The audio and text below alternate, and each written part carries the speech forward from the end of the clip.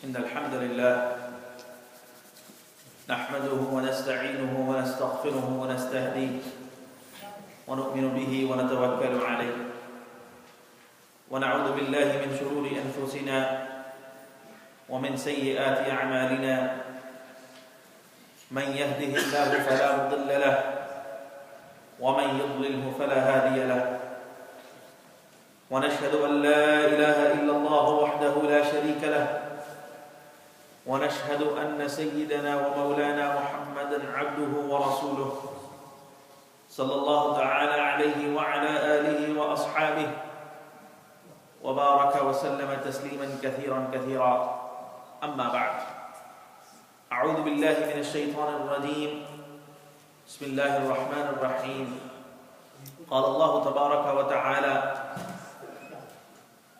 والبدن جعلناها لكم من شعائر الله لكم فيها خير فاذكروا اسم الله عليها صواف فإذا وجبت جنوبها فكلوا منها وأطعموا القانع والمعتر كذلك سخرناها لكم لعلكم تشكرون لن ينال الله لحومها ولا دماؤها ولكن يناله التقوى منكم كذلك سخرها لكم لتكبروا الله على ما هداكم وبشر المحسنين صدق الله العظيم اللهم صل على سيدنا مولانا محمد كلما ذكره الذاكرون وصل على سيدنا مولانا محمد كلما غفل عن ذكره الغافلون اللهم صل وسلم على عبدك ورسولك اللهم صل على سيدنا مولانا محمد أفضل صلواتك. My respected brothers and sisters and honorable elders, Assalamu alaikum wa rahmatullahi wa barakatuh. Today is the 9th of Dhul Hijjah, and that is the day of Arafah, Yawm Arafah. This is the most important day of the entire year in Islam. No day in Islam has more precedence, more virtue, and more fadila than today. And it coincides with Friday. That makes it even more important, because Friday is already an important day in Islam. But when it coincides with the day of Arafah, then it becomes the most important day, as said by Rasulullah sallallahu alaihi wasallam. This is the day when Allah subhanahu wa ta'ala answers the prayers of those who pray.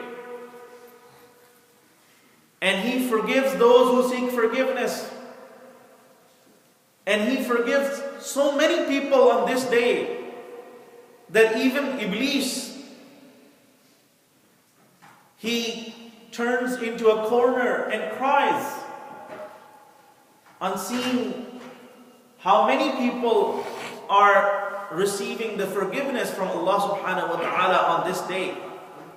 And so much hard work that he has done for the entire year has gone to waste, because Allah has forgiven the people.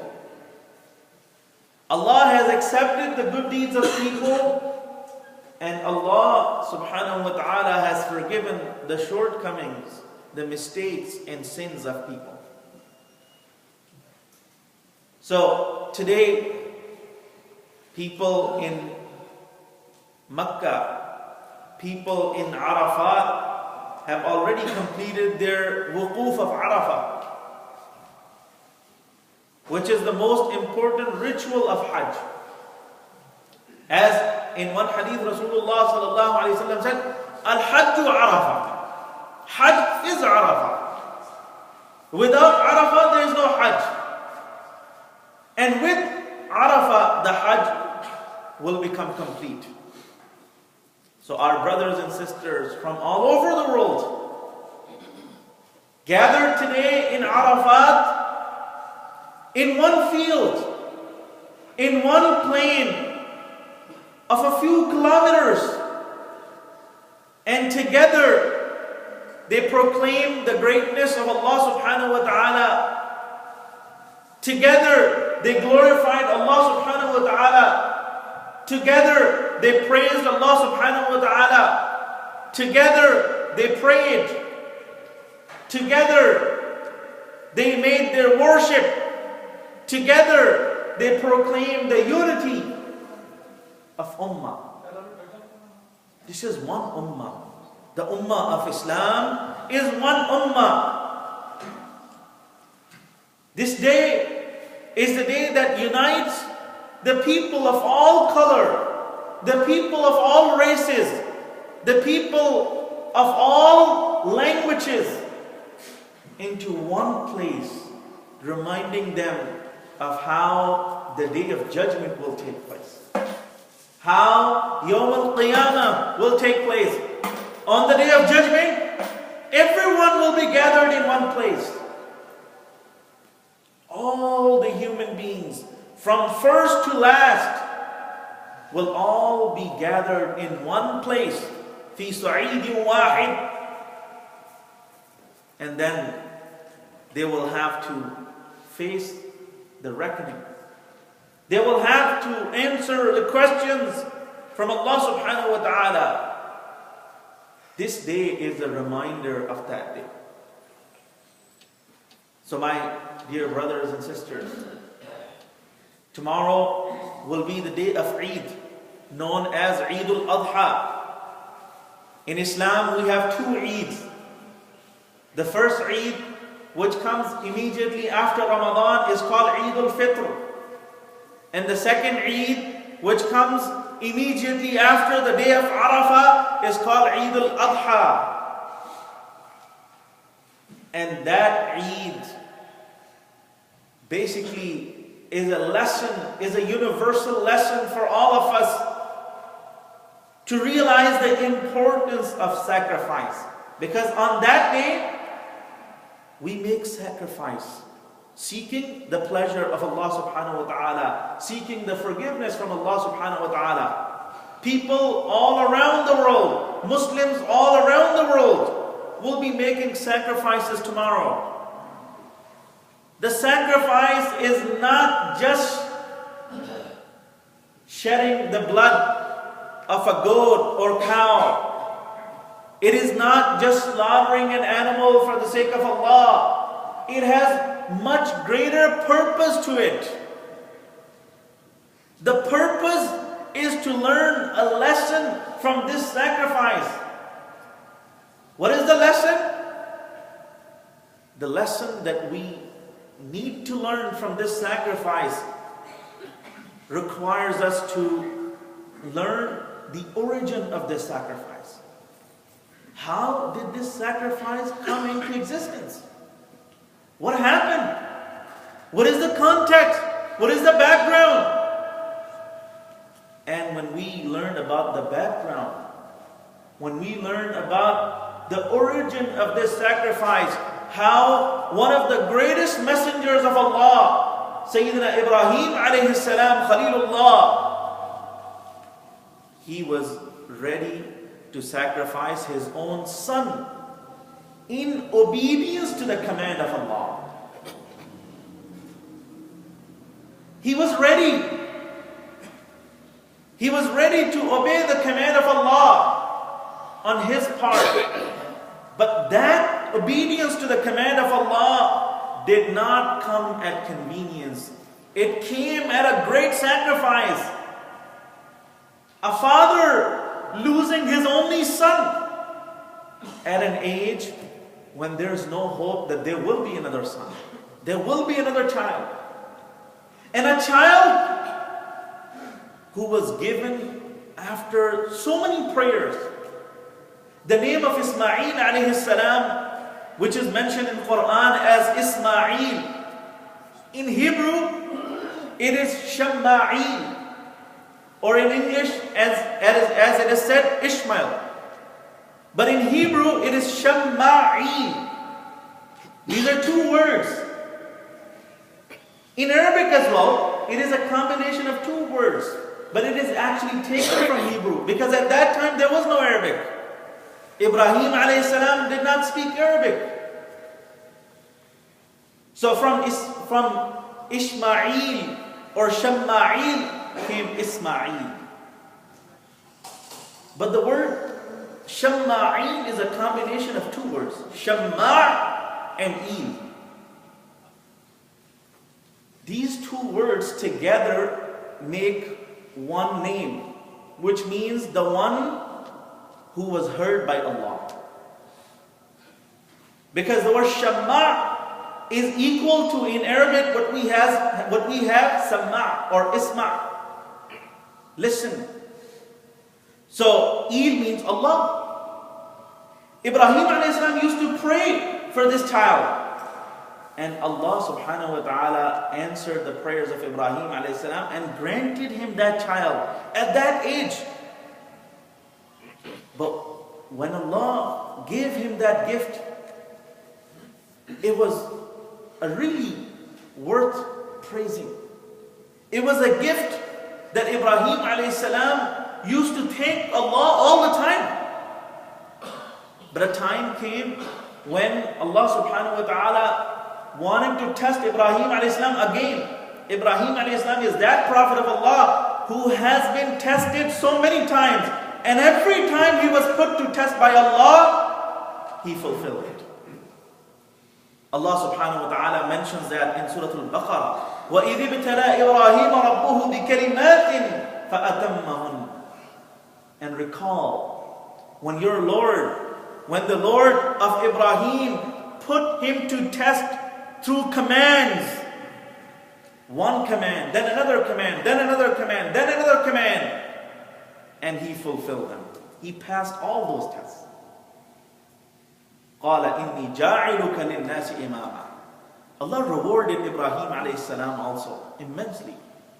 Allah subhanahu wa ta'ala said, "O Ibrahim, since you have fulfilled all the commands and you have passed every single test that you were put to, I declare you as an imam for all the people of the world. I make you the imam, the leader, the guide of all the people of the world." And the ummah of Rasulullah sallallahu alayhi wa sallam is ummatu Ibrahim. Millata Ibrahim Hanifa. It is the millah, it is the footsteps of Ibrahim alayhi salam that we follow. Even Rasulullah sallallahu alayhi wa sallam, he would follow the footsteps of Ibrahim alayhi salam unless Allah would change it to something better. Otherwise, in everything, he would follow the footsteps of Ibrahim alayhi salam. So the sacrifice tomorrow that we make is a remembrance of the great sacrifice that Ibrahim alayhi salam made. None of us can have the courage to even think of sacrificing our own son, our own daughter in the path of Allah. But Ibrahim alayhi salam did. And Allah subhanahu wa ta'ala honored that. Allah subhanahu wa ta'ala didn't want the sacrifice of Ibrahim Ismail alayhi salam. Now know that Allah is one who has planned everything in advance. Allah was going to appoint Ismail alayhi salam as the prophet, as the messenger. There was a life ahead of him. Allah knew that this was not going to happen. But Allah tested Ibrahim alayhi salam through that. Ibrahim alayhi salam didn't know. If Ibrahim alayhi salam knew that Ismail was already told to be the prophet of Allah, then how can Allah ask me to sacrifice him? Ibrahim alayhi salam did not know that this son of mine will become the prophet of Allah. And both of them, they are the personification of obedience and commitment to Allah. This son of Ibrahim alayhi salam, when he was approached by his old father. Ibrahim alayhi salam came to him, and now this son is old enough to help around the house, to help his mother, to help his father, to do things. Allah mentions that in Surah Al-Safat. فَلَمَّا بَلَغَ مَعَهُ السَّعْيَ قَالَ يَا بُنَيَّ إِنِّي أَرَى فِي الْمَنَامِ أَنِّي أَذْبَحُكَ فَانظُرْ مَاذَا تَرَى. Ibrahim alayhi salam approached him and said to him, "O my dear son, I have seen myself slaughtering you. So consider and give me your opinion. What is your opinion?" And this obedient son, he doesn't mock his father, his old father. He doesn't say, "Have you gone insane? Do you even realize what you're saying? You're talking about slaughtering your own son?" And even then, instead of running away from something like this, something huge like this, the son says, "Ya abati fa'al ma tu'mar." Oh my dear father, do as you are asked to do. Do what your Lord has commanded you to do. I'm here to surrender. I'm here to submit. So Allah says, فَلَمَّا أَسْلَمَا. When they both surrendered, Ibrahim alayhi salam submitted to the command of Allah to slaughter, and his son Ismail alayhi salam submitted to Allah to be slaughtered. وَتَلَّهُ لِلْجَبِينِ. And then Ibrahim alayhi salam put his son on his face down on the ground. At that time, Allah subhanahu wa ta'ala made the call. وَنَادَيْنَاهُ أَنْ يَا إِبْرَاهِيمُ. And we called on to him, saying, "Oh Ibrahim, قَدْ صَدَّقْتَ الرُّؤْيَا. You have made your dream come true. إِنَّا كَذَلِكَ نَجْزِي الْمُحْسِنِينَ." So we don't want the sacrifice of our son. We wanted to see the spirit in you. So this sacrifice has a purpose. The sacrifice that we make in memory of this great sacrifice of Ibrahim alayhi salam, it has a purpose. And the purpose is to enlighten this spirit of sacrifice within ourselves. Now, the sacrifice is not always the sacrifice of the biggest thing. Sometimes it is the sacrifice of some of our wealth. But sometimes it is the sacrifice of everything.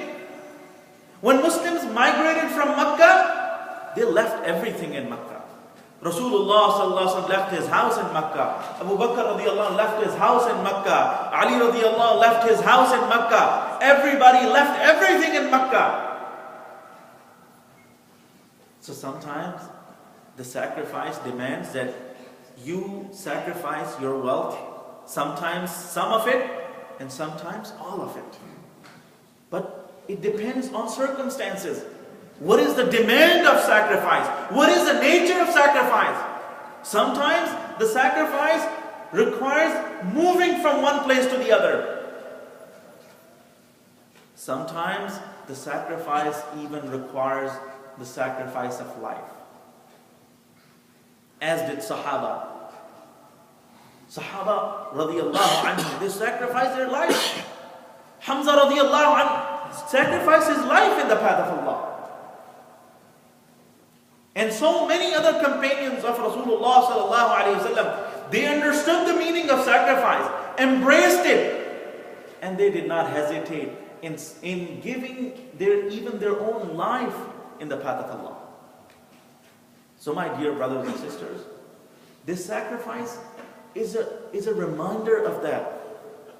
It comes once a year to rejuvenate this spirit of sacrifice within ourselves, in our soul, in our life.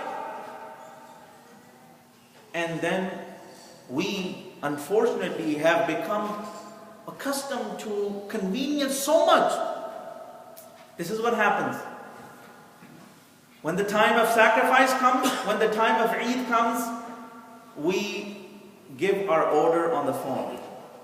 I want 2 goats sacrificed. I want 3 goats sacrifice. And then a day later or 2 days later, the meat comes to your house. What did you sacrifice? You sacrificed maybe $300 or $400. But did you really feel the spirit of sacrifice in your heart? Did you really have any moment when you were making that sacrifice, when you were giving the money away or something like that? Did you feel what Ibrahim a.s. felt at that time? Did you even feel what Rasulullah felt when he would make the sacrifice with his own hands? So we have lost the spirit. We lose the opportunity with our own actions, with our own choice, to even feel the spirit of sacrifice. We deprive ourselves from this moment once in a year. You cannot make sacrifice today. If you do it today, it will be unacceptable. You cannot do it next Friday, or next month, or 5 months later, or 6 months later. The only time you can do it is within the next 3 days. Saturday, Sunday, and Monday. And then there will be a whole year of pause. Then the next time you will get this opportunity is next time when Eid al-Adha comes. Next year when Eid al-Adha will come. So this is a moment for us to reinvigorate the spirit of sacrifice in ourselves. When you do it with your own hand, or when you at least witness it right there, it takes you back in time to the time of Ibrahim alayhi salam when he made the sacrifice. It takes you back in time when Rasulullah sallallahu alaihi wasallam every year used to make the sacrifice.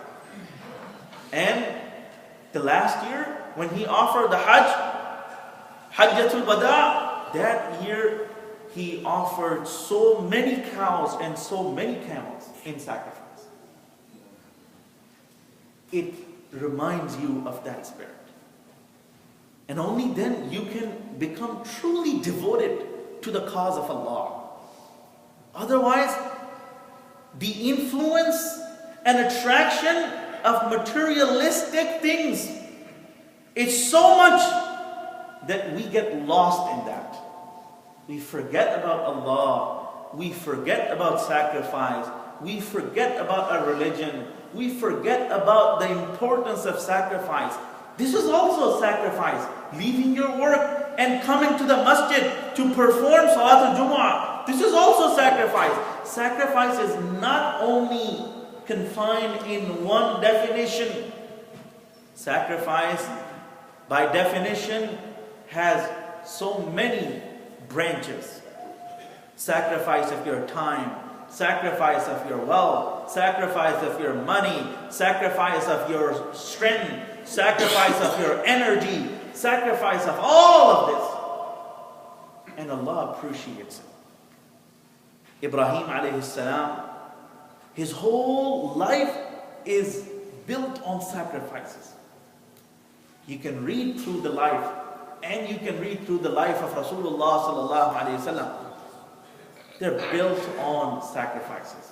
May Allah subhanahu wa ta'ala give us the ability to understand the spirit of sacrifice and the purpose of sacrifice, and give us the ability to carry out and fulfill the spirit of sacrifice.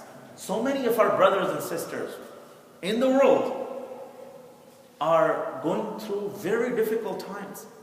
So many brothers and sisters in Syria are homeless. They have no home. And at this time, they need help. And Muslims who should be helping them are not helping them. Muslims who should feel the pain that they're going through. Muslims who should feel the pain of other people in other parts of the world, in Africa, in Middle East, in Burma, in Afghanistan, in Pakistan, in Kashmir, and all the places.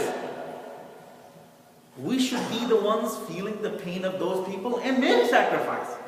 Sacrifice is not really when you give $1 from $1,000. What is the sacrifice of that? You gave a penny. The sacrifice is when you feel something in your heart as well. وآخر دعوانا أن الحمد لله رب العالمين. Inshallah, as was announced last Friday, tomorrow will be Eid al-Adha. We will have 2 Eid prayers here at Masjid al-Islam. The first prayer will be at 7:30 inshallah, and the second prayer will be at 9:30 inshallah. And there will be Eid prayers in other places as well, at Masjid al-Kareem, at Masjid al-Razak, and Islamic School of Rhode Island. Please contact the responsible people there to find out the timings of Eid prayer there. Jazakumullah.